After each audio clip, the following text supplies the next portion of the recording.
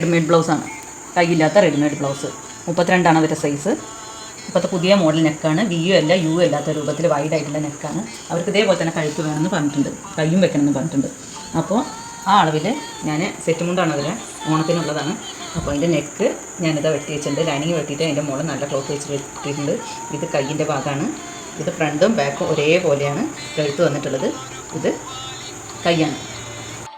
സ്റ്റിച്ചിങ്ങിലേക്ക് വരാം. ഇതിപ്പോൾ ട്രെൻഡിൽ ഓടിക്കൊണ്ടിരിക്കുന്ന നെക്കാണ്. ഇത് ആവശ്യപ്പെട്ടിട്ട് ഇപ്പോൾ എല്ലാവരും വരുന്നത് ഇതേപോലെ അടിക്കണം പറഞ്ഞിട്ട്.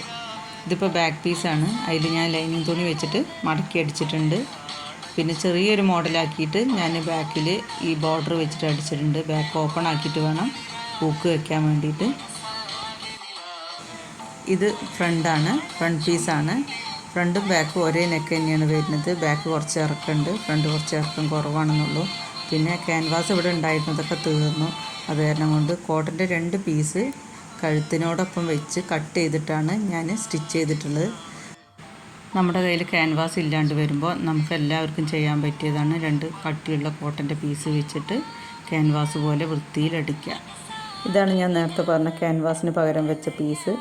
അത് വെച്ച് അടിച്ചിട്ടുണ്ടെങ്കിൽ പ്രത്യേക വൃത്തിയാണ്. ക്യാൻവാസ് വെച്ച പോലെ തന്നെയാണ് അത് കാണാൻ വേണ്ടിയിട്ട്. നല്ല നീറ്റാണത്.